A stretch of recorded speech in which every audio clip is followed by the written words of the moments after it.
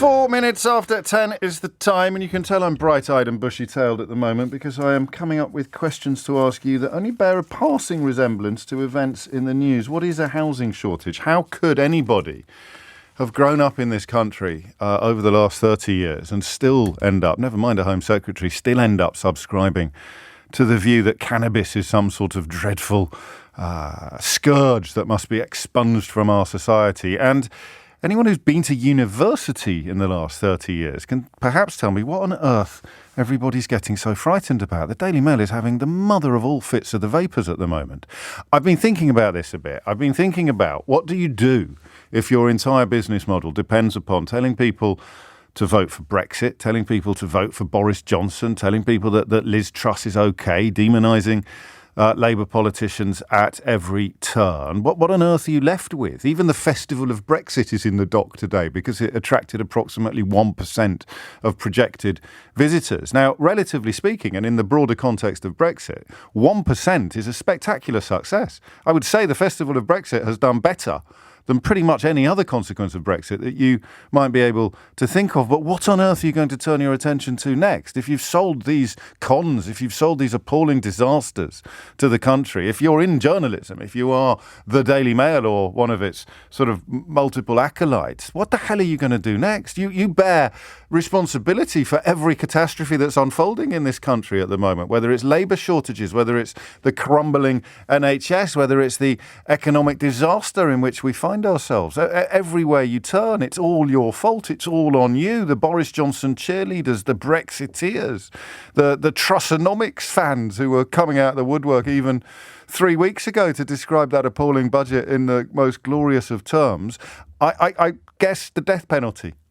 It's going to have to, I bet you £1, the death penalty pops up in the next few months. One of them will come out with it, whether it's a columnist or a politician or a broadcaster or a pundit. One of them's going to go, because they've got to keep distracting attention from all of the disasters that they have inflicted. And climate protesters as well. If I'd flogged you Brexit, Boris Johnson, Liz Truss, and the rest of them, Theresa May, the steel of the new Iron Lady, then I'd be pretending to be furious today about a few hippies gluing themselves to a road for an hour or two. 6 minutes after 10 is the time. What are we going to do first? Here's a question. I know what a housing shortage is, and I'm going to say something quite stupid. All right, are you ready? It's the first time for everything. That's what you're thinking. I'm going to say something quite stupid now. What I'm going to say is that homelessness in the most obvious and visible way is not a consequence of a housing shortage, right? So I'm only examining my own slightly stupid thought processes this morning at the outset. I'm not suggesting everybody else does this or thinks like this. But I couldn't help noting this morning when I was hearing about government plans both to abandon Michael Gove's pledge to get rid of no-fault evictions and also plans to there's a couple of stories. The promise to build £300,000 a year, 300,000 homes a year, which was in that manifesto that got the Tories elected in 2019, is dead in the water. And ministers will instead rely on scrapping red tape to get more houses built. So this is freedom for developers to ride roughshod over current rules and regulations. Some of those rules and regulations are not great, but it's a fairly big U-turn or a fairly big change of direction, politically speaking, without any mandate, given what happened at the last election. But the reason I mention it is when I read about the need for more houses, somewhat foolishly, I think about homelessness. And that's a big mistake, I realise. And I've only realised it this morning because the poor souls that you see sleeping in doorways, and their numbers are on the increase in central London at least, the poor souls that you see sleeping in doorways are not obvious or immediate victims of a housing shortage. It's not as if they are in possession of enough money to move into their own home, but they are prevented from doing so by a shortage of homes. I hope that doesn't sound crass. I don't think it sounds crass. It's just, as I say, an illumination of my own idiocy on this issue. Well, I've always thought, you can tell there's a housing shortage because there's so many homeless people around. That's not a clear link. I don't think it's even any link at all. If you have come such a cropper in your life, endured tragedy to a degree that renders you homeless, it wouldn't matter how many empty homes there were or how many new homes were being built. situation is a consequence of completely different variables. And that made me start thinking about what it actually means. And I'm a little bit embarrassed to tell you, having been doing this job for the best part of 20 years and having addressed this phrase, this issue, this phenomenon, housing shortage, on many, many occasions, I'm a little bit embarrassed to tell you I actually don't know what it means. And what we tend to do on this program when we find ourselves confused by things we thought we understood is go for the granular detail, go for the personal experience rather than perhaps the professional opinion. So not the economic overview or the expert analysis, but the granular individual experience. So when I say housing shortage, you say what?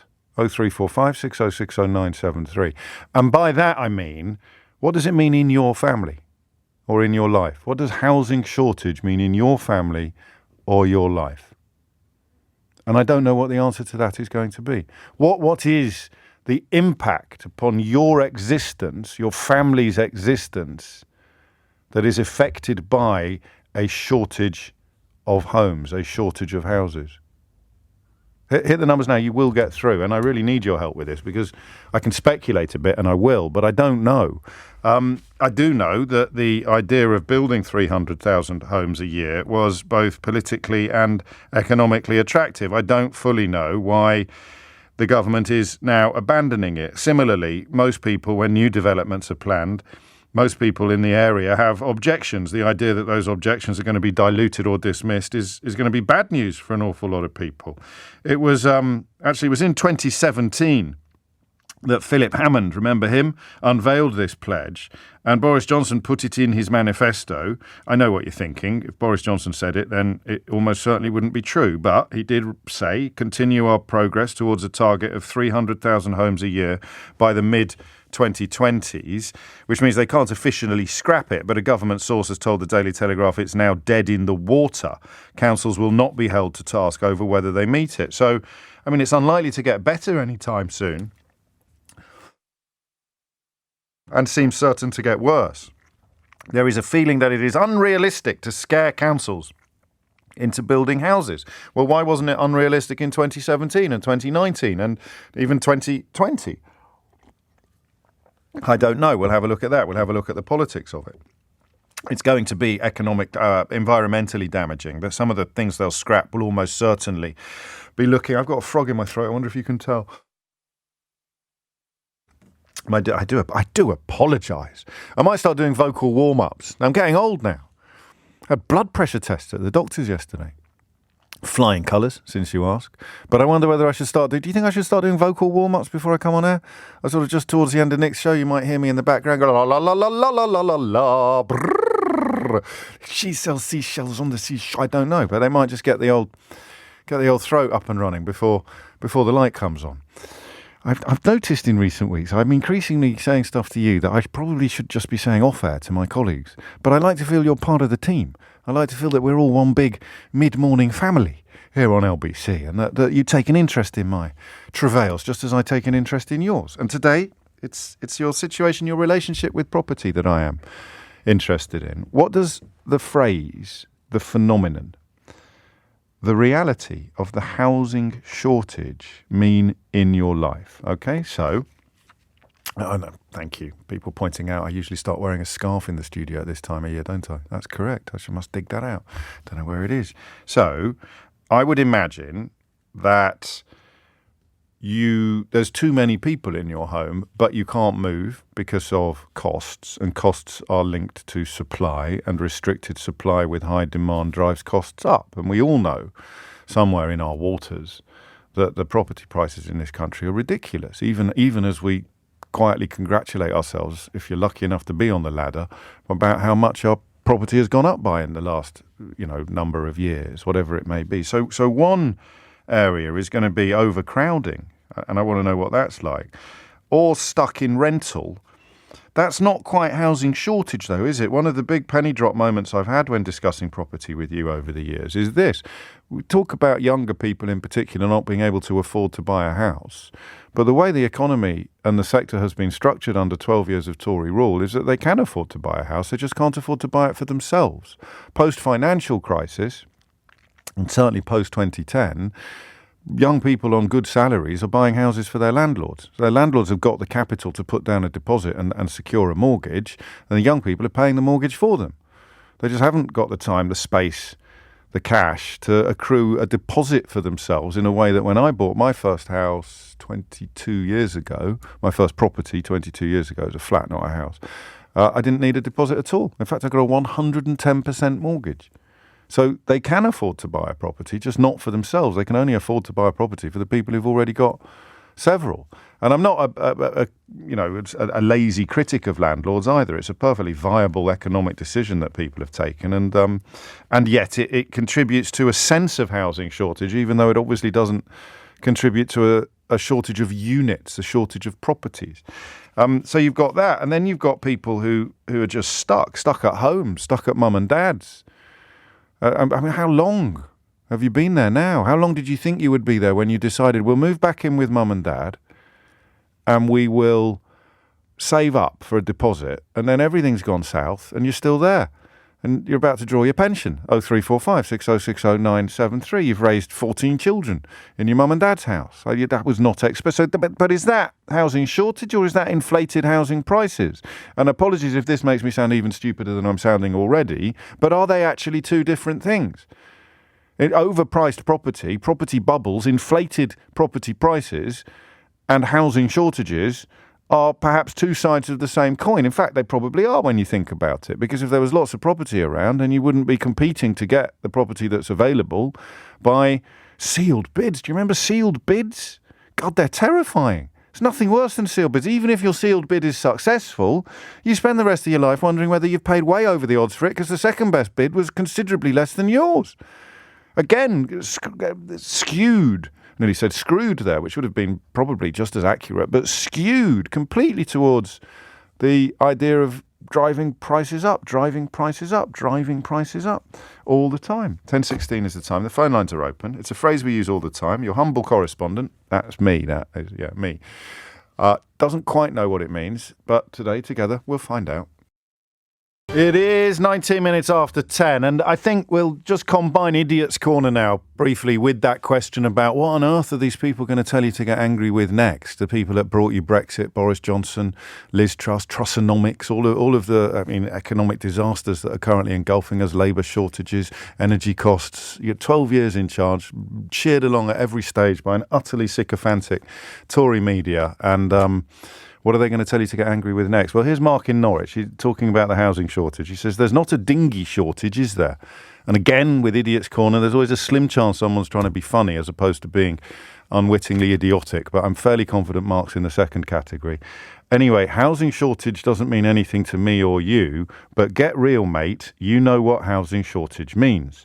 It means we are being overrun by illegal immigrants. You are damn good, but you're not good enough to argue with that one, so you'll just have to ignore me.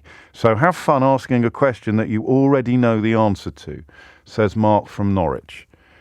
No, me neither, but I suppose we should add to the mix that all the illegal immigrants in this country are buying all the houses, or just occupying all the houses, despite, of course, being legally prevented from doing so. I mean, they might be moving into houses. In fact, Mark, they will be moving into houses that are already occupied by people that they know, or by rogue landlords who are putting them in conditions that are both illegal and insanitary. But I don't think that's going to be the reason why somebody in Norwich, for example, who's trying to get onto the property ladder is struggling to do so. But you crack on, mate. Thanks for the heads up.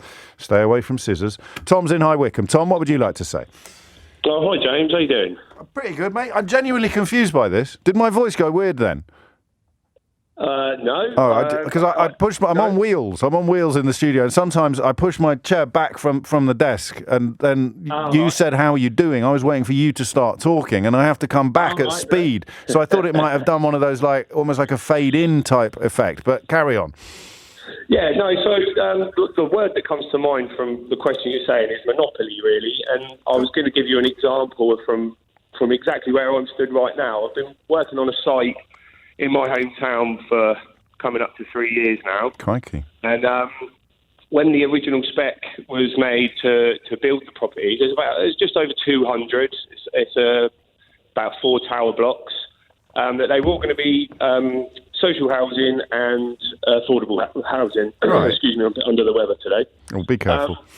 And since then, 25% of them, one tower has been bought out by one purchaser.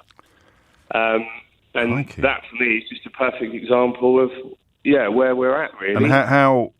So when we're talking about a housing shortage, we're talking chiefly about a shortage of properties for people to buy rather than rent. Exactly, yeah. And so this becomes an Uber landlord. This person who's bought an entire block. They're just. Yeah.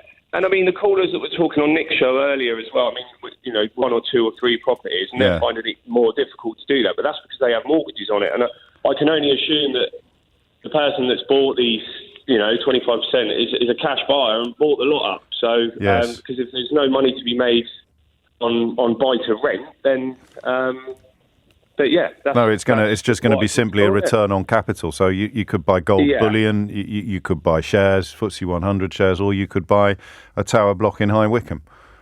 That would be nice, wouldn't it? Well, yeah, but that's that, and that means that anybody who could have bought that individual flat now can't because it's not there, but someone owns 50 of them. What happened to the original plan? Why has it been downgraded or whatever from originally being affordable? Or I can only assume it was down to the developer needing its own capital, maybe for a next project.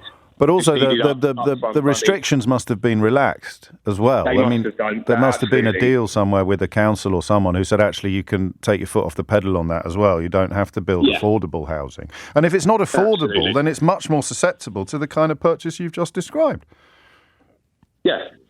Which actually makes the housing crisis worse, not better.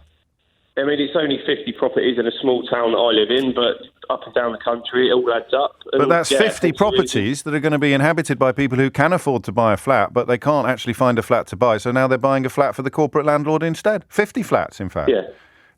Just to be clear, for the benefit of Mark in Norwich, are we confident it's not an illegal immigrant who's bought this tower block, Tom?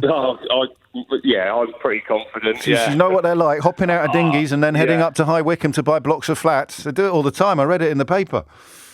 Oh, yeah, well, let's not go there. Keep your head down, stay safe, get something around your throat, mate. Wear a scarf, wear something around, especially if crikey, I know a radio studio is a much harsher environment and much harder work than a building site, but I do have some sympathy for your situation, Tom.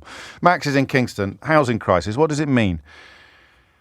Sure, hi, thanks for having me on. I was going to give you a real-life example of how it's affected me personally. So I got a decent salary, was a homeowner, and in a capital relationship. Unfortunately, that relationship didn't work out, and went through the whole court process, and luckily I got custody of my toddler. Oh, gosh. But because of the debt, etc., I had to sell the family home to pay for court fees and whatnot. But I moved back to my parents. So I couldn't afford you've been through it, mate, haven't you? I'm really sorry to hear that. Right. No, it's fine. So, it's not fine. It's not fine. You don't have to say that it's fine. You've been through it, and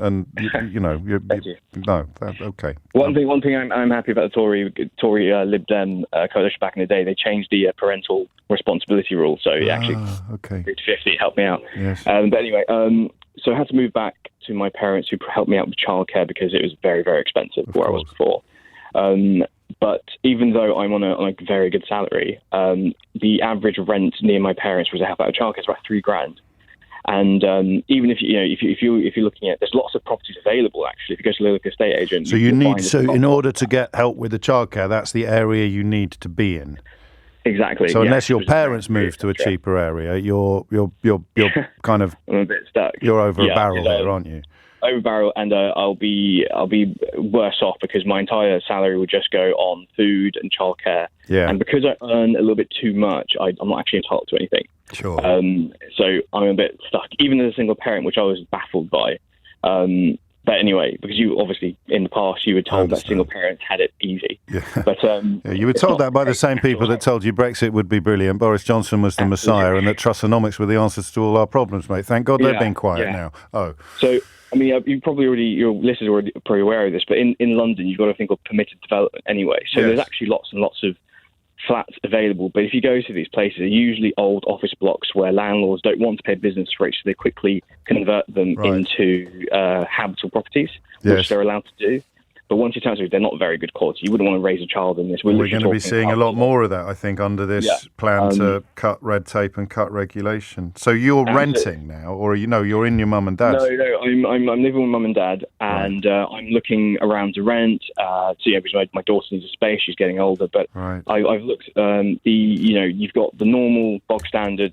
Well, I suppose you call them luxury flats, but they're going for about 2,500 to about 3,000 a month. Right. And a lot of these places expect you to pay a 6-month deposit up front, even if you've got a good... You might as well be getting a mortgage, if you could get a mortgage at the moment, which, of course, in the last month, even that rug has been pulled from beneath you. It's become quite expensive now, yes, exactly. But why are you not trying to do, or were you trying to do that? Because you must have come away with a bit of capital from the sale. Yeah, I did, yeah, exactly. So I looked at that, however...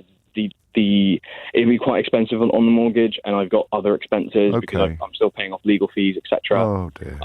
Of course. But the issue we have in this particular area is the fact that all the bog standard ex-council homes or private luxury flats are up on the market now are really, really inflated. We're talking minimum about $2,500. Yeah. You can get some cheaper ones around 1,600, but the quality is usually really, really bad. As in, you wouldn't want to put a pet in there, let alone a child. Yes. And all the permitted development flats, we're literally talking about office cubicles, which have been converted into a self-contained unit. So it's literally a bed facing a sink and a toilet. They look like prisons. Like worker bees. It sounds like a beehive or something like that. So what you're describing then, everyone's going to be in a different situation, and there'll be some people who can only dream of living in the properties that you describe. But that's just for the record. I'm not criticising you in any way, shape or form. What you suffer from then is simply a shortage of decent properties. There is a shortage of decent properties. If there was a decent supply of them, you would be in a much stronger position. Yeah, there's an issue of quality, and of course we've had reports about air pollution. Obviously, as a parent, you want to try and provide for as best as you can for your child. Hopefully, if you can get a garden, that's awesome. If not, then make do with what you've got. But another problem we have here, there is no social housing. No. All the council homes have been sold off, and because of the councils haven't been able to recoup enough funds to kind of build more properties. There's not enough land; it's too expensive. The council knows why. There's not enough housing association properties either. As your previous caller just said, a lot of housing associations do partner up with private developers to build places, but often the numbers change when it's finally completed. I keep hearing about this. It's an odd one. We must look into that. I'll ask the mayor about that next time he's here. And finally, Max, if this isn't an inappropriate question, how do your parents feel about having you and your daughter in the house?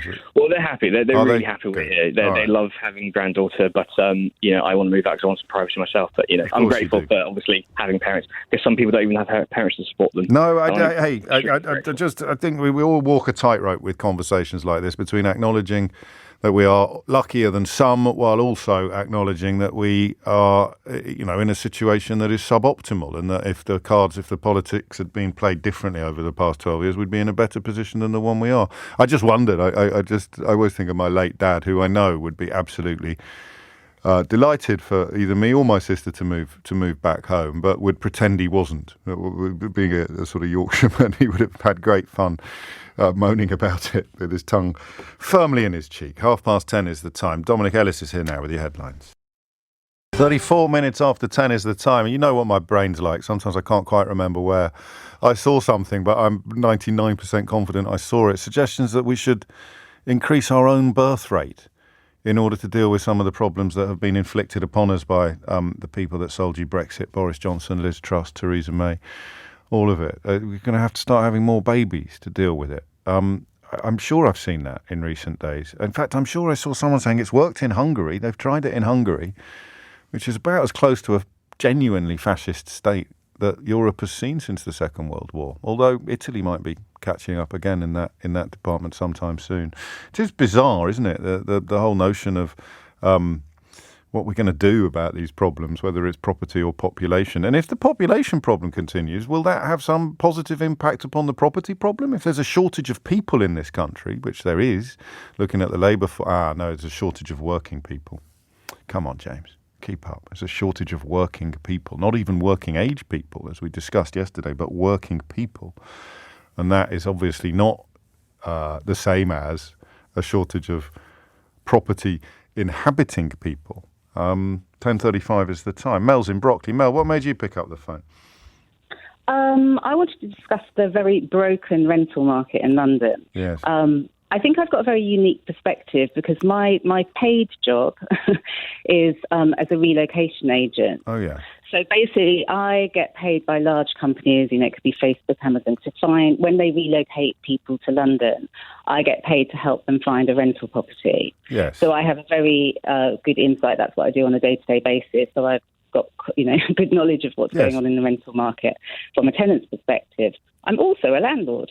So I see it very much from the landlord's point of view. And what I can honestly say is I think it's broken from both sides. I think we get a lot of rhetoric in the media about it's broken for tenants, but it's also broken for landlords, and I'll kind of explain a bit more about that. So the reason it's difficult for tenants is there is a chronic stock shortage at the moment. So there's just too few rental properties on the market.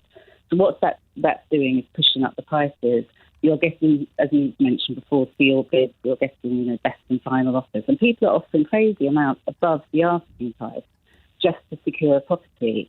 And I deal with fairly well paid. Just, I don't know what you've done, whether you've moved your phone away slightly from your mouth, Mel, or something, but you're just sounding less clear than you were when you first came on. Is that better? Yes, it is. What were you doing? I don't know. It's much better. There you go. Ranting, I think. It's as if you're in the room. Carry on. I'm back in the room.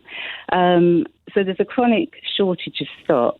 And the reason there's a chronic shortage of stock, which I don't think gets reported a lot, is because large amounts of landlords are selling up. Now, what's not reported is why are landlords selling up? Hang on. That can't be why there's a shortage of stock, because selling up doesn't make it disappear. It's still stock. Yeah, but it's not necessarily being sold to other landlords. No, it's being sold to people who will live in it themselves. Yeah, exactly. Yeah. But I'm only talking about the rental market. Right. So I'm not doing Well, I'm kind of only talking about the purchasing market, the owning market. I mean, I can see how they're linked, but they're also diametrically opposed to each other, because I'm talking about why people are finding it so hard to buy a house. Yeah, and obviously prices have gone up astronomically. But the landlords that are selling the houses are not struggling to find any purchasers. It's just the people who can't afford to pay the astronomical prices, or people who are buying much less than they would. Well, I suppose everyone in a sense buys less than they would ideally want. We'd all be living in Buckingham Palace if we had our ideal. Oh, well, maybe not Buckingham Palace, Chatsworth it'd probably be for me, or Longleat. But anyway, I digress. It's not. I mean, I have sympathy for what you're describing, but for the massive majority of people listening to this programme, I don't think they could give a fig about landlords. But it is affecting tenants. And I think lots of people do care about tenants. Well, they might do. So, and that's why you have, like Max, our earlier caller, still living with his mum and dad because he can't afford to pay the rents that are required in the area where he lives. But it's not caused by landlords selling their properties. It's caused by an overall shortage of properties, Mel. And this is where the renter and the purchaser combine. There's a housing shortage, not a specific shortage of properties that used to be owned by landlords. There's a shortage of housing, full stop. Yeah. But obviously, if rents go up, and most people, don't have the luxury, particularly in London, of living with parents. No. Lots of people, young people, move to London to start their careers. So if rents go up, it means they've got less disposable income to save for a property. So I do think it all feeds into each other. I do think the rental market is integral in. But unless we build loads more houses, nothing changes. Exactly. So the abandonment of the pledge to build 300,000 homes a year is disastrous, really. James, I agree with you. We need to build more homes, and I think also we need to build more homes. We're building lots of flats. I'm going to talk about London because that's the area I know best. But, where are the family homes being built? Where are the 3-4 bedroom homes? And absolutely, the selling off of council housing has been devastating. But again, we're getting, sorry, I'm being a bit of a bear with a sore head this morning. Selling off council housing doesn't affect a housing shortage. It doesn't sell a council house. It doesn't remove a house from the overall property market or property pot. So these aren't. I don't want to sound too. No, absolutely. We've got more households. We haven't necessarily. Our population isn't necessarily growing at the rate that households, because we do have smaller households now. Yes. So we do need more properties. And I absolutely hear you. I think we should have a massive house building programme. So in terms, very, very, very briefly, just in terms of how it directly affects you, when you're trying to find properties for your clients to rent, it's getting harder and harder and they're more and more expensive. Absolutely. Yeah. Okay. We probably should have started there and possibly finished, because I don't think that there's any argument at all for saying that the housing shortage is caused by people selling houses to each other. Maybe the amount of houses that are available for purchase is impacted by the number that are being bought by landlords, like the tower block in High Wycombe that our first caller told us about. But I could well be wrong statistically, but I don't think the number of landlords selling up because their own deals have become unsustainable is going to be a large part of property shortages. I just don't see it. And even if it were true, it's not necessarily a bad thing if people can actually afford to buy their own home instead of buying homes for landladies and landlords like you. 10:41 is the time. Amber is in Brighton. Amber, what would you like to say? Hello, James. Hi, first-time caller, so Welcome. Bear with me. Of course I will. Assuming you can hear me okay. I'm sitting in a car park. Loud and clear. I didn't know that you were in a car park, but I do now, so I can picture you. I probably didn't need the telephone for you to hear me loud and clear, Right. but that's another story. There we go. Just to say, I mean, some of your callers have been brilliant today, but the guy, the refugees have bought it. How ridiculous. If they saw illegal immigrants, they saw some of the places the poor illegal immigrants live in. Yes. They wouldn't think this at all. Because it's really easy for them to get a mortgage. It's also illegal. The landlords that are piling them into these places would be prosecuted if they were found. But Mark in Norwich is convinced exactly. That's why there's a housing shortage. One of the things, I know it wasn't necessarily the main issue, but one of the things that really gets my goat is, and I've got quite a bit of experience in local government housing, sort of just retired after 30 years of the different aspects of it. And, a particular authority in London, their team are prosecuting landlords all the time because some of these illegal immigrants who are managing to get really badly paid jobs under minimum wage are only able to afford a bed for a shift. Yes. So they'll go and work in a hotel for a shift, and then they'll have to swap the bed with the person doing the day shift. It's really... if people really but they save up all their money and they go and buy a tower block in High Wycombe. So I think we can give Mark a break. Totally. And I think that's one of the issues around the developers. I don't want to demonise developers because everyone's entitled to make a profit ethically. Up to a point, Lord. Well, ethically is the point, and I don't know how many property developers are genuinely ethical. And I think that it's a mix. Yes, same as everything. And I'm being cautious because I've only got really one perspective. Go on. From the doing the sort of negotiations with developers for a council level. So your comments about the tower block, the council having to give way. Yes. And allow it for affordable. As I say, if you don't let us do that, we're going to stop building. I imagine there's some fairly... Absolutely. And this is where local newspapers used to be brilliant. They used to be all over this kind of thing. When my dad was working in local papers in the 50s and 60s, these sort of stories were huge. Council, even corruption, but not just corruption, but also a little bit of, fast and loose play where, if we have to provide all that social housing, we're not building it at all. We're going to down tools. I imagine that happens. Absolutely. I don't know that it happens. Yeah. Or would you like the doctor's surgery or the social housing? And it's really difficult. And I think it depends as well which colour controls the council, Labour or Conservative or Lib Dem or Hung or whatever, as to what the policy might be. I'm sure it does. I've worked under all and many, and it varies as well depending on whether the developer, as some of the larger ones who aren't house builders, they're developers who subcontract. Not all of them, but a lot of them. Yes, it's a financial instrument. It's a financial instrument. Absolutely, but they have retained barristers as well. That I've sat in inquiry with the planning inspector, being made to look ridiculously stupid because the local authority doesn't have the funds or the skill to fight it. So it's not, it's a very mixed picture. And But I do think politically, your comment- we have to remind ourselves that this government is pretty clear now about prioritising the interests of investment, the interests of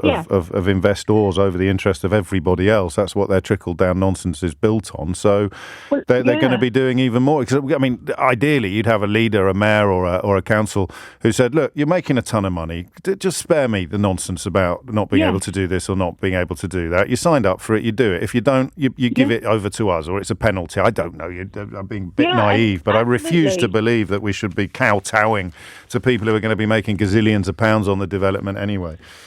And there's always a caveat around it. If you actually look in the documentation that's been signed and agreed to, anyway, that, if we can't sell it for whatever it costs us, the bank could take it over, therefore we could do it privately. So there are lots of get-outs. And actually a lot of the affordable housing being built now is shared ownership, because the councils are convinced that's what they need, people that can afford half the home. And that leaves some of the struck landlords, there's smaller landlords. Because you talk about investment, the pension investment landlords, I won't name them, but some of the, the larger landlords that you wouldn't even necessarily know were landlords. Policy changed a few years ago under Cameron's government to allow the larger landlords to offset everything, and the smaller landlords, like the guy said earlier, to not be able to even offset the interest on the mortgage against their... so it was a fight against the smaller landlord in favour of the bigger landlord. So probably the people that bought the tower block are one of the big pension investment firms. Might be, and of course everyone, and then it's Peter and Paul, isn't it? Because everyone who's got a pension isn't necessarily living a life of Riley, and they'll be relying on those dividends, of course, for their livelihoods as well. But there's no getting away from the simple equation that more properties equals more purchasers and more renters and more people moving into homes they want to move into. So why don't they build more? Answer: because of money. Because the more they build, the less they're worth, I think. Not to be overly simplistic about it, but it is supply and demand at its simplest. And I think that's probably one of the terrifying things about this government, is that if you were a massive property developer and you were currently slated to make 50 million quid on a development, and then you saw a way to make 75 million quid, this particular brand of Conservative would bend over backwards to help you make 75 million quid, instead of turning around and saying, you're making 50 million quid, wind your neck in and do something socially responsible. All of which, dancing around questions of nationalisation, questions of how do you have a model where profit is not prioritised over people. If the private sector is dedicated to profit, you need regulation, you need red tape, you need somebody to say, unless you nationalise everything, and I don't think anybody wants that just yet, you need a law that says there is a limit upon how much you can do, how much you can make. If you build 10 houses, one of them has to be properly affordable. And that's just the deal. And if you say, well, I can't build 10 houses then we need, as a country, to find someone who will. We need to find companies that will. And the reason I mention nationalisation is because if you swap the word property for energy, I could be talking about Keir Starmer's proposal to have a nationalised green energy company. If these private sector companies can't do what is obviously right because they're too busy doing what is obviously most profitable, then we need to find a way of coming up with companies that will do what's right. And that's why he's come up with the green energy company, the nationally owned, the public-owned green energy company, a massive public-owned property company.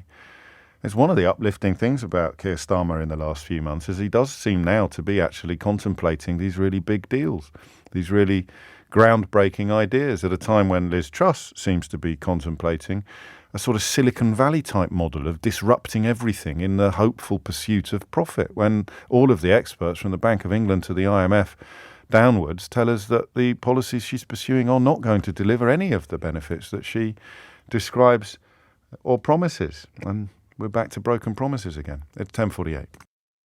It is 10:52. The chief UK economist at Citibank, Benjamin Nabarro, has presented on the economic outlook for the UK at the Institute of Fiscal Studies Green Budget launch. And as a quote that has just dropped from him, the UK is the only G7 economy not to have reattained its pre-pandemic level by the second quarter of 2022.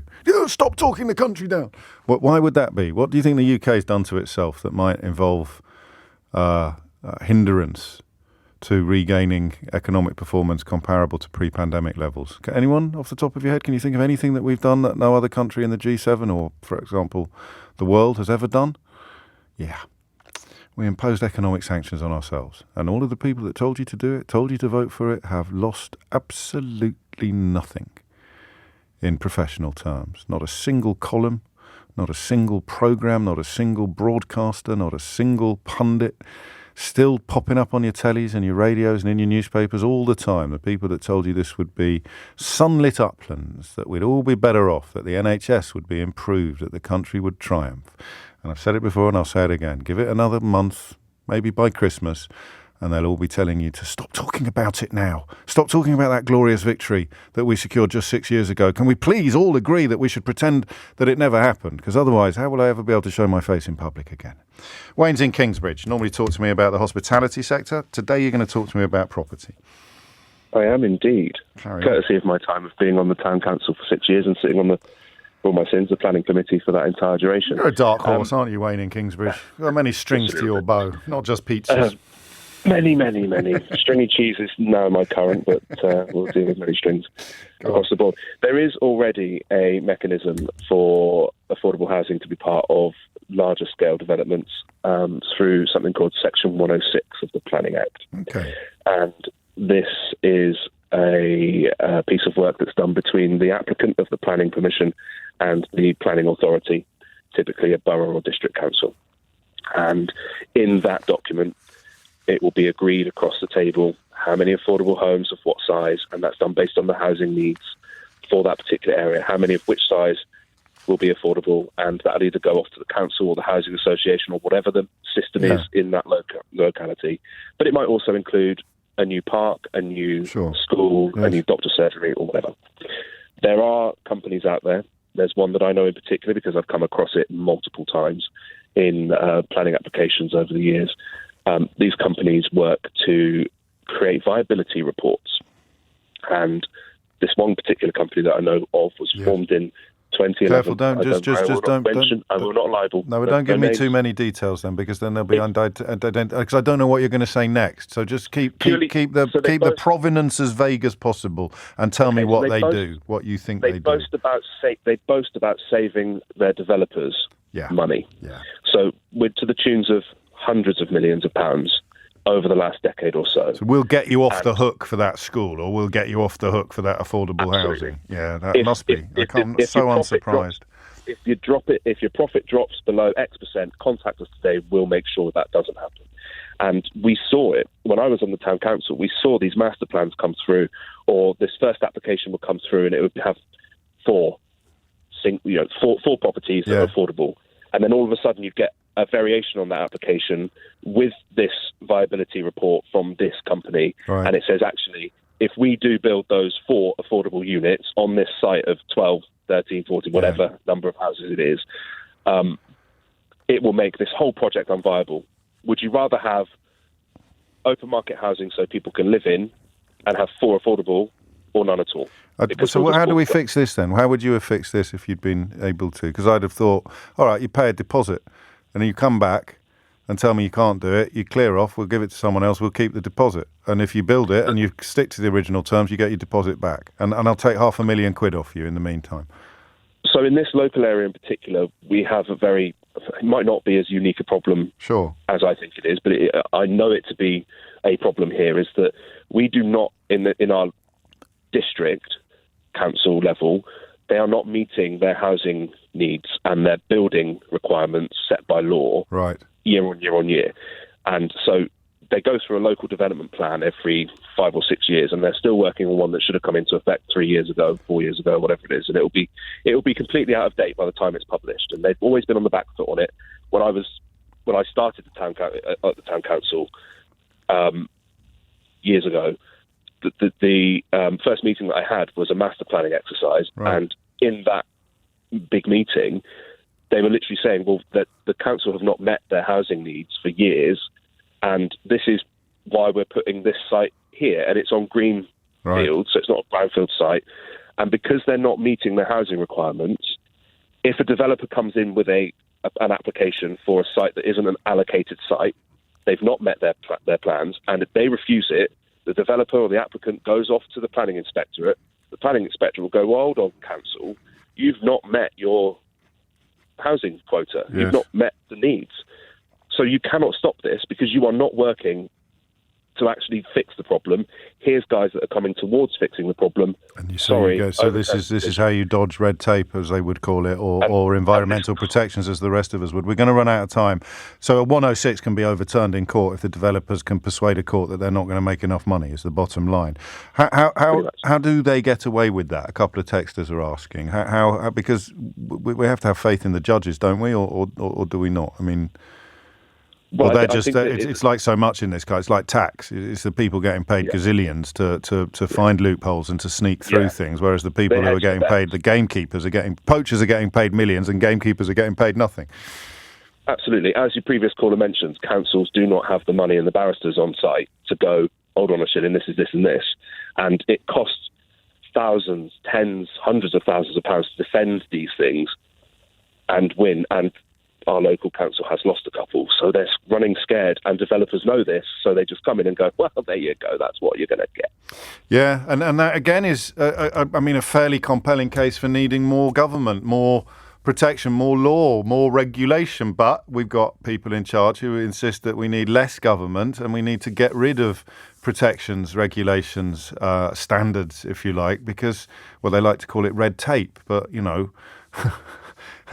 not being able to build a house out of straw is red tape, and you don't need to be the big bad wolf to realise the wisdom of that particular legislation. 11 o'clock is the time. It is 3 minutes after 11. You're listening to James O'Brien on LBC. We might launch Theo time today. I'll promise to stop saying it in a silly voice. Theo time. Oh, no, I promise already. Whereby me and LBC's political editor will sort of compete over political stories in today's news that may not have made the front pages or indeed the news bulletins. There's quite a few around, but here's a little tease for you. Would you like a little tease? Would you mind if I teased you a bit at this point in proceedings?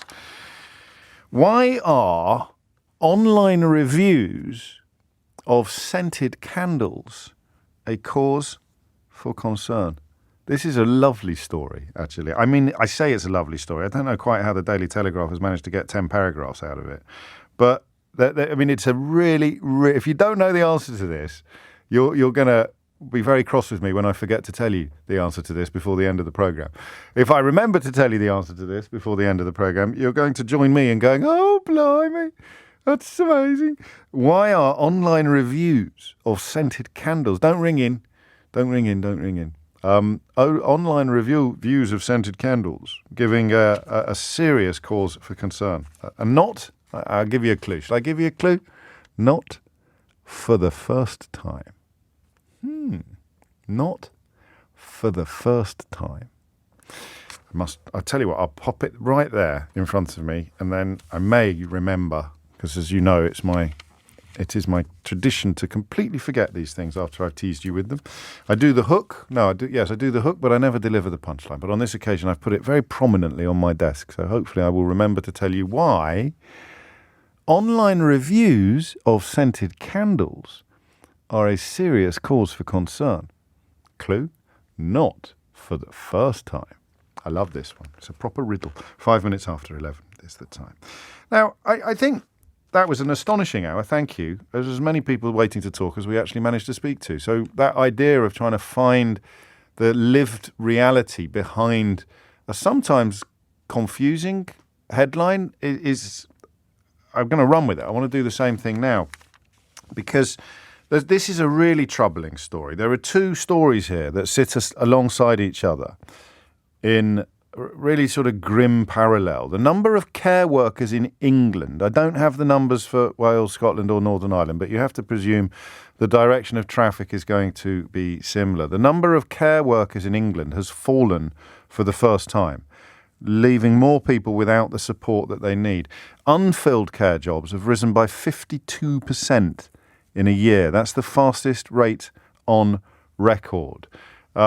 I don't know how we're going to fix this. You have 1.79 million posts in adult social care with about 165,000 vacant. So that's 165,000 unfilled posts in the arena of adult social care. And the number of filled posts has gone down by 50,000. So it's been a constant growth because of the demographics of our population, but it's now reached, I would say, critical mass, because although the unfilled posts continue to grow, the filled posts has also grown as well. Do you see what I mean? You see how can I explain this analogously? So it's as if, well, actually, I don't think it needs to be analogous. I'll just do it straight. So they've got filled posts growing, right? So the number of people doing the job is increasing, but at the same time, the number of empty posts, the number of unfilled posts has been increasing as well. So you can see them in parallel, in tandem to each other. It's two lines on the graph, both going up. But now, amazingly and very worryingly, one of the lines has started going down.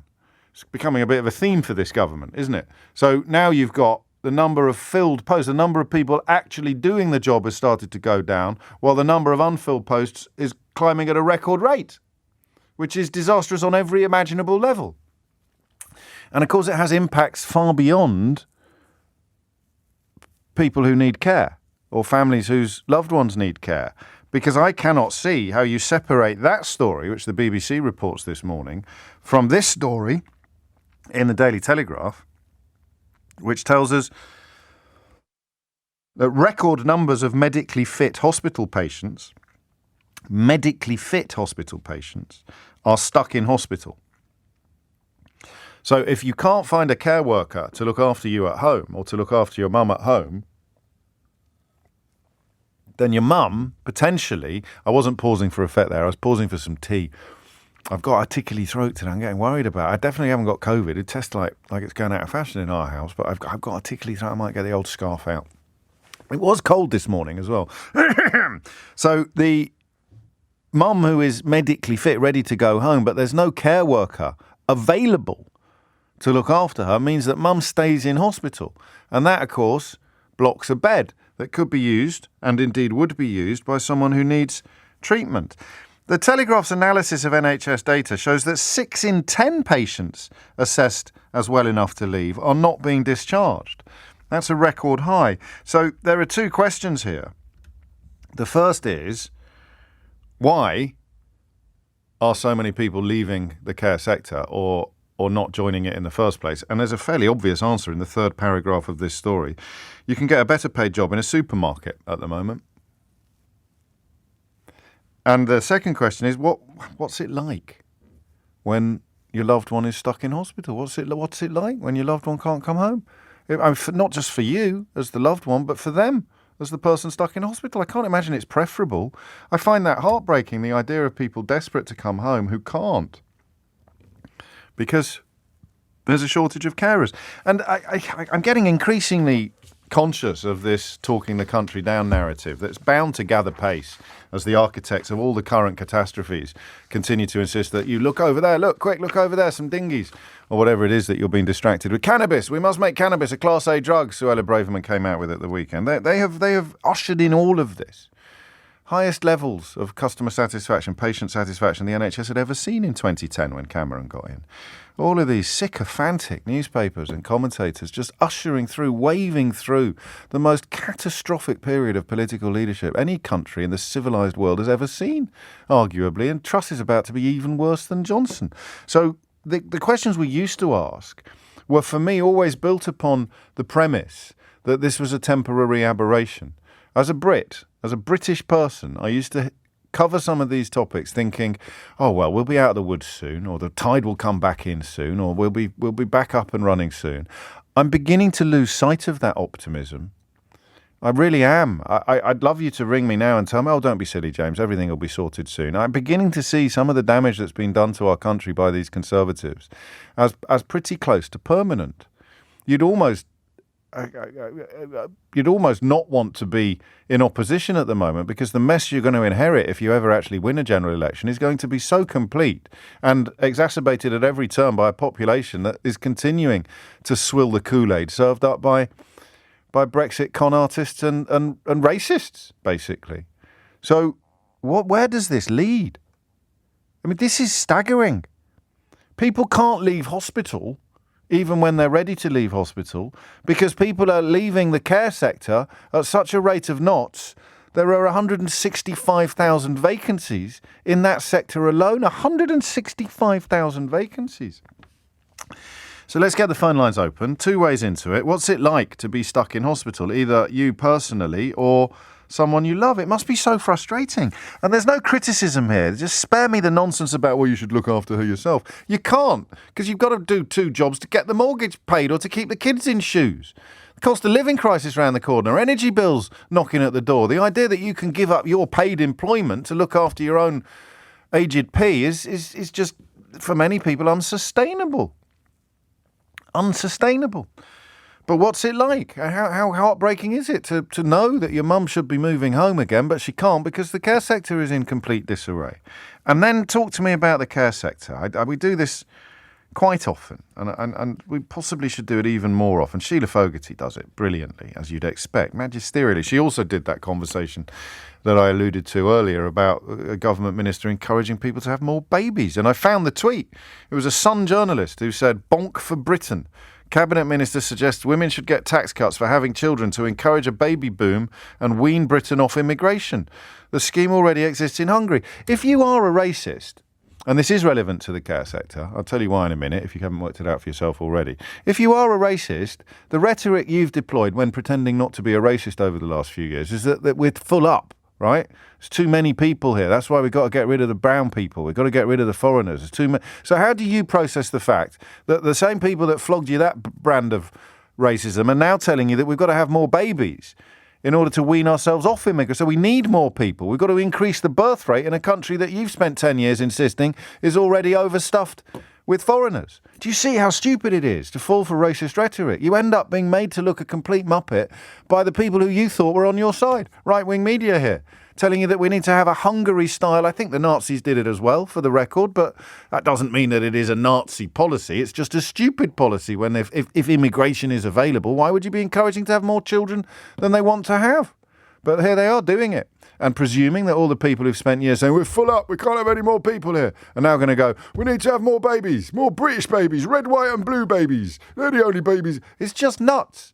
It's just recognise the nature of modernity. Recognise the nature of the modern world. We need more people to come here, most obviously to work in the care sector. And we won't be able to attract them at the moment because the wages are rubbish, the hostile environment is still flourishing, and we've got a Home Secretary who actually wants to reduce the numbers of people coming here. Which leads me to the CBI. The Confederation of British Industry said today Britain needs more migrants to boost economic growth and alleviate a shortage of labour and skills. But the Home Secretary doesn't want to. The Home Secretary wants to reduce these numbers. And then I come to a survey of Britons which finds that a majority want to see increased immigration for nurses, doctors, care workers and fruit pickers. That's according to a poll published today. I told you this was going to happen. I told you this was going to happen. I told you they'd called it liberty of motion or liberty of mobility or something like that. And eventually we'd reach a point where so many sectors had been given special dispensation from an essentially racist immigration policy that we would be back to freedom of movement, except we, as British people, wouldn't be able to enjoy it. Freedom of movement for everybody else into Britain, no freedom of movement whatsoever for us to get out, because the demographics of our population demand it now, demanded it in 2016 and demanded it in 2010. But my goodness me, racism is a heady brew. Farage's posters can persuade people to vote to impose economic sanctions on their own country. And now an awful lot of those people, generationally, are stuck in hospital even though they could go home because all the care workers have either hit the road back to their home countries, just like you voted for them to do, or they're not prepared to work for the pittance that is a direct consequence of 12 years of Tory rule. Good God, I didn't realise I'd be able to knit all that together so effectively. It's like I've made a gilet of political sense. And I don't actually hold any ill will towards the poor souls that voted for this nonsense, because the effort that was put into persuading them to do it was immense. 30 years of reading the Daily Mail. Goodness me, it's hardly surprising you've ended up voting for the things that have left you stuck in a hospital bed because there aren't any care workers to look after you when you go home. And indeed, living in a country where we now recognise the desperate need for more immigration, whether it's the CBI or a poll of British citizens, everywhere from hospitals to flipping fruit farms. I got a bit carried away there. Sorry, I don't know quite where that came. Well, I do know where that came from. Patriotic rage at what these preening popinjays have done to our country, and it's getting worse. As you see the actual you see what happens when these vampiric lobby groups masquerading as think tanks actually get their hands on the reins of government, tank the pound. The economy's back in disarray. The Bank of England's sticking plaster has been ripped off. Kwasi Kwarteng's brought forward the OBR's analysis, which the Institute of Fiscal Studies reckons is going to have a £60 billion hole in it. Where's he going to find that money? Probably cuts to the NHS. What's going on in the NHS at the moment? People are stuck in beds even though they're better because they haven't got any carers to look after them when they go home. I don't even have a question to ask you. But just give me a ring and talk about some of the stuff I've just mentioned. I do wonder what it looks like when it finally collapses.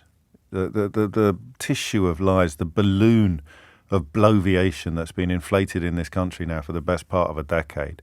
The Murdoch press, the Mail going along with it, and now looking at precisely the people that they have persuaded to do their bidding. Stuck in hospitals, unable to find carers, huge huge labour shortage. Pubs shutting, all the things that were once considered to be the fabric of Britain, NHS on its knees, all as a direct consequence of political choices, most obviously Brexit. But we'll talk about care today. We'll talk about why it is in such dire straits, and we may touch on some of the broader issues as well. But remember that if this £60 billion hole the IFS has found in Kwarteng's calculations is even close to what the OBR concludes, then education will be taking a 27% hit if they ring-fence health. If they don't ring-fence health, then there's going to be even less money making its way into the National Health Service than it is now. It's tribalism, it's weaponised ignorance that's been so popular for so long. Bank of England bolsters emergency bond buying programme after warning of material risk to UK financial stability. They're talking about the government. The government of the United Kingdom is the material risk to the UK's financial stability. And here we are. 21 minutes after 11 is the time. Rachel is in Barnsley. Rachel, what would you like to say? Hi, James. Hello. There's phone lines all over the place. It's my fault for banging on so long. There's probably the wires have probably perished. Something's rusted. I've been talking for so long since you rang in. Let's crack on. We'll get Rachel back up in a moment. Fran's in Tollesbury in Essex. Fran, what's occurring? Oh, hello, James. Great show. Listen to you every morning. Well, thank you. My mum, she's 85. She had limited mobility, but she could sort of get herself up on a walker and walk to the loo and walk to the bathroom for a shower and get herself in and out of bed. Yeah. She had a minor infection and went into hospital and was clinically ill for just about 2 weeks. Right. They cleared her up. And they were looking for carers to come in twice a day to help her in the morning with showering and then help her with going to bed at night. My dad's 87. Yes. They couldn't find any carers, so she was in hospital for another 9 weeks, during which time she wasn't encouraged to get out of bed. Oh. She wasn't given physiotherapy. And because of COVID, and she caught COVID, and my dad caught COVID, and all sorts, we couldn't go in to sort of try and sort things out. Anyway, by the time she left, she now has to have carers 4 times a day because she's completely bedbound.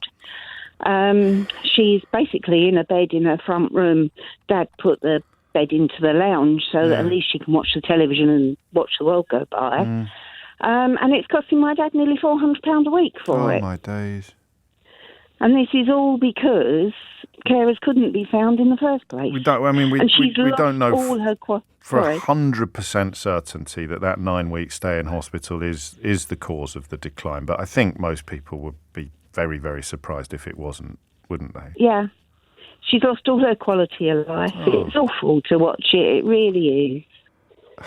And of course, your dad has as well. I mean, your dad's lost all his quality of life as well, in a way, because the home is reduced to a hospital. Essentially a hospital. And so the private carers are coming in, but they couldn't find anyone. The NHS couldn't find anyone to do it on their books. Is that right? For 9 weeks, yeah.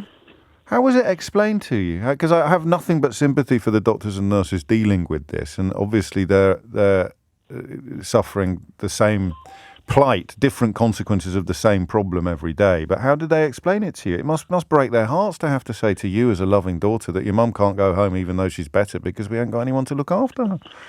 They were full of apologies. Yeah. They really were. I mean, even down to the fact that they couldn't give Mum a physio in hospital to help because they were just so short of physios.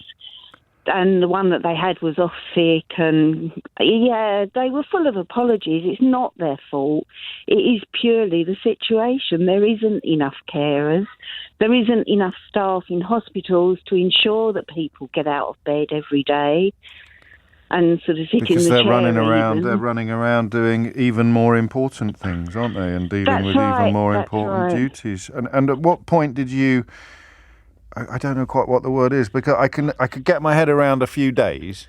I'm just imagining it was my mum, Fran, and you know, my sister's at home, so she'd bring me up, or I'd speak to Mum, and she'd say, "Oh, she's staying in for a few days because we haven't got a carer," and you think, "Oh, that's all right," and then it turns into a week, and you think, "Oh," and then it's a fortnight.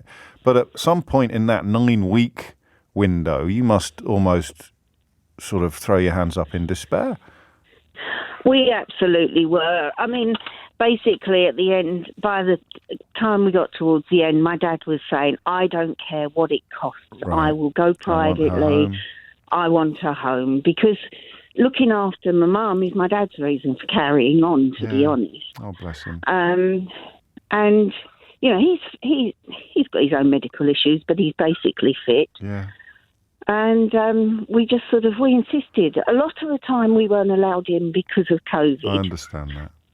And I think if we'd have been allowed in more, You might have just then we could have kept the old light in her eyes a bit more, wouldn't you? Kept things bubbling up a little bit. Oh, I'm so sorry for that. I mean, we insisted when we got to the point towards the end of the 9 weeks where she'd given up eating. Oh. And I said to her, "Have you given up, Mum?" And she said, "Yes."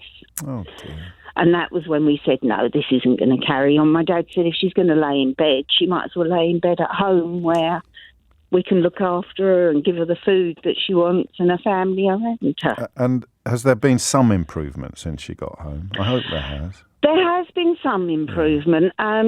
Recently, she's had some physio provided. Right. And they've been getting her out of bed with a hoist to sit in a chair for a couple of hours in the afternoon.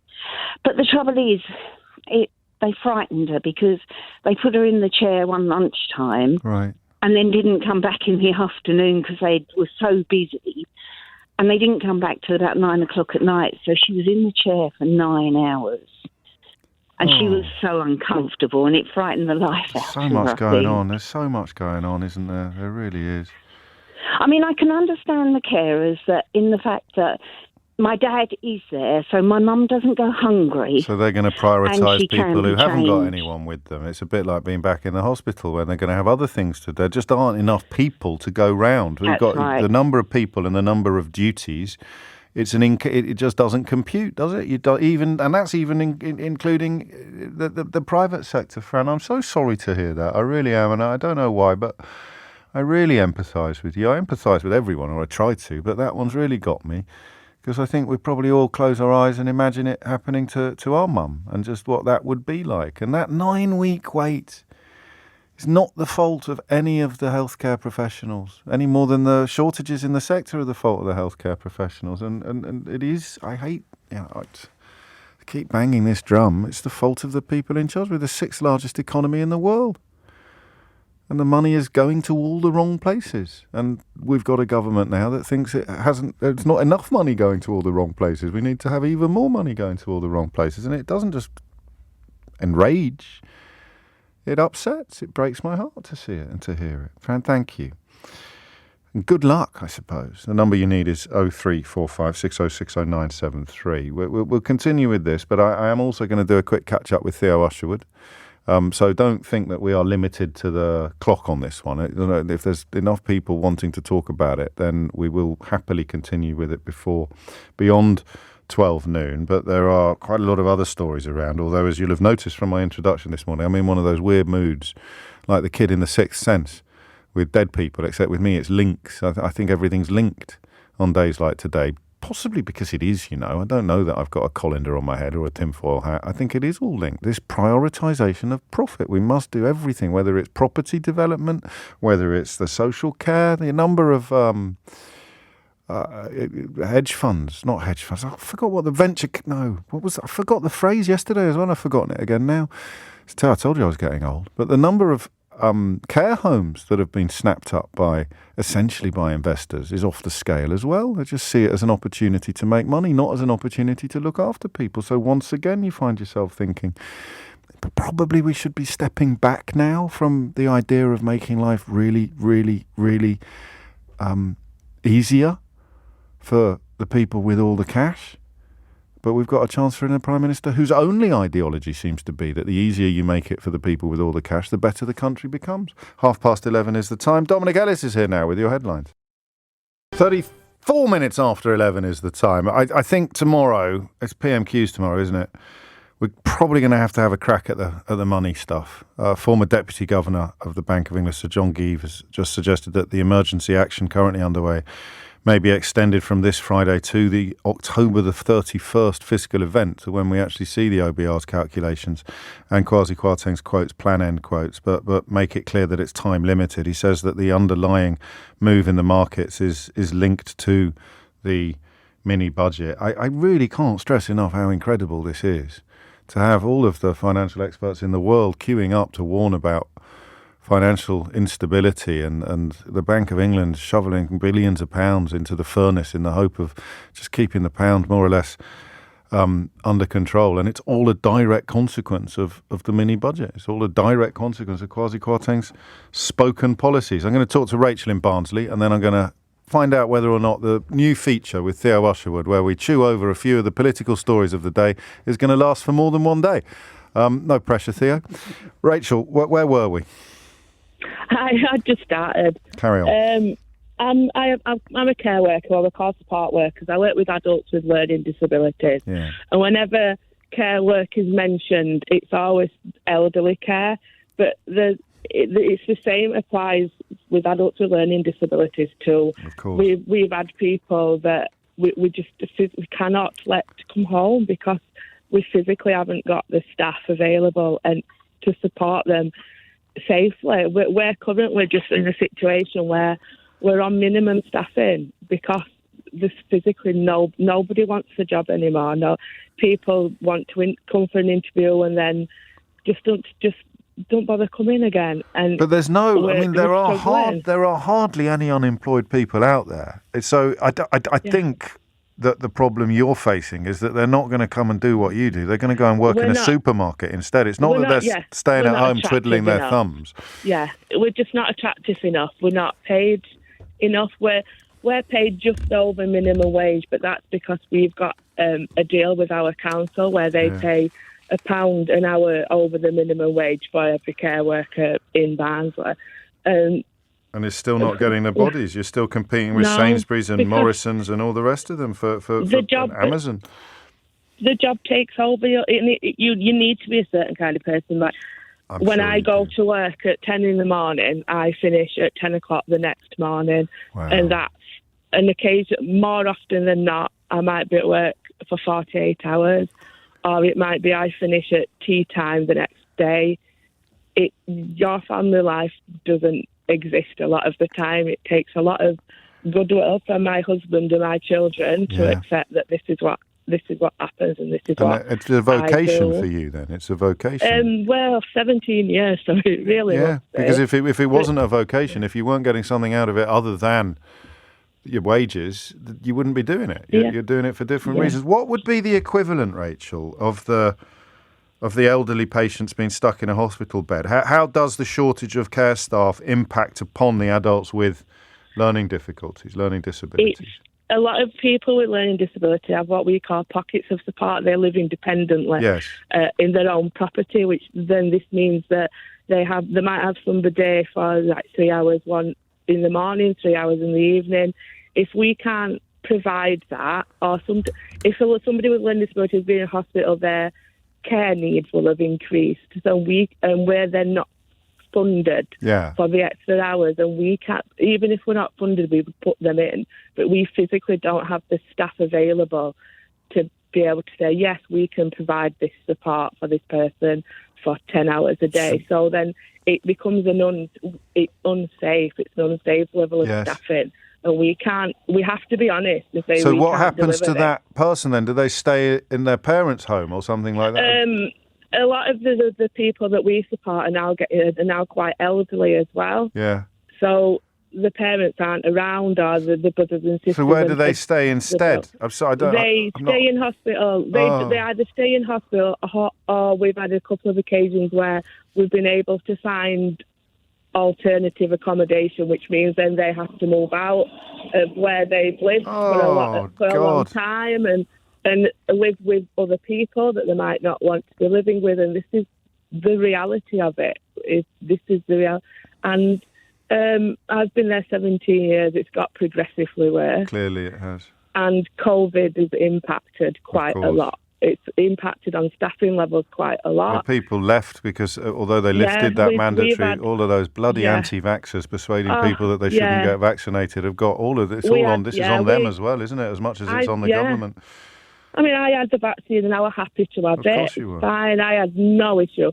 But I did work with somebody that I've still got a lot of respect for, but he really didn't want it, but he had it because he said, well, I need the job, I have to have it. And then as soon as he had it for the cut-off, they then decided the U-turned on it. They dropped it March the 15th, I think, of this year. But by then it was too late for a lot of people. They'd already hit the road.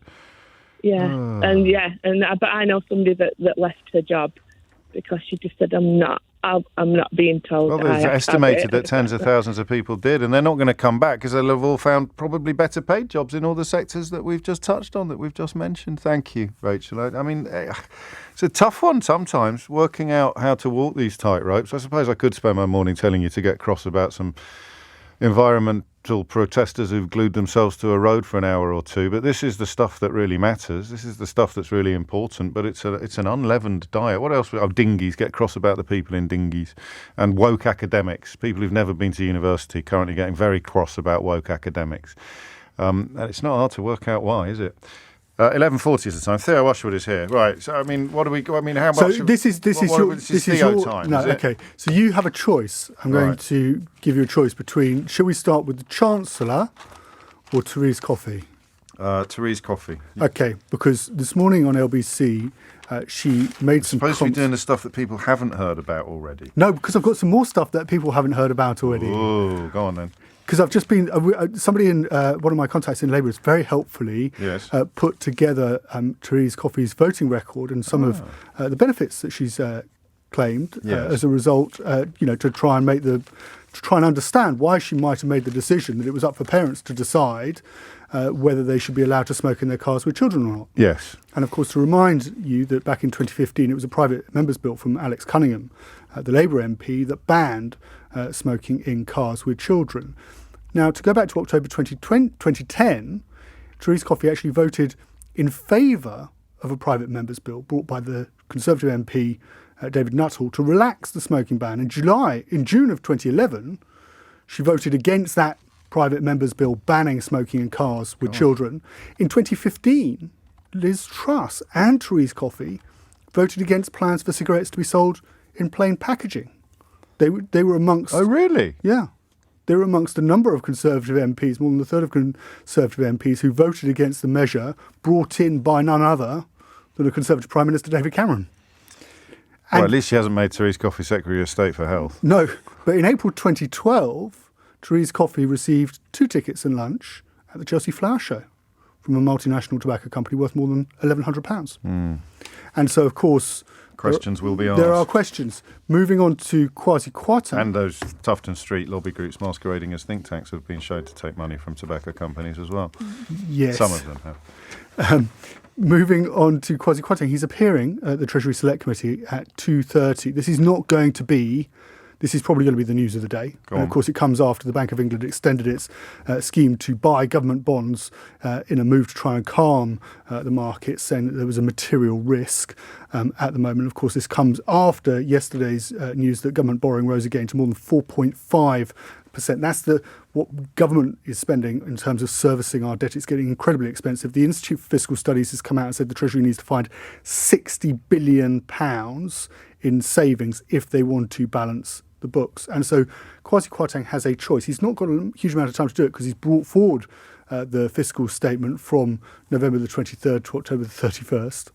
He can either keep his fingers crossed and hope that the markets press ahead with the tax cuts, finance it on borrowing in the hope that we end up with better than expected growth, and hope, James, that if that happens, then we'll get that growth and that will pay for the tax cuts in themselves. He'll make it back. But of course, the markets, given the way they've acted today, are going to potentially go bad. It's going to go badly wrong for him. Or he can find the savings from public sector spending. Now, that works out at 15%. You mean the chronically overfunded public sector, there's the not gloriously there's well-performing not a huge NHS amount of and the fat. schools that are There's giving not out. a huge amount of fat to trim. No. One of the ways that they could have done that, they could have saved around 14 billion pounds by uprating universal credit only in line with earnings rather than inflation. But they can't do that because, of course, we saw the rebellion last week from Conservative MPs. So where else can they find the money?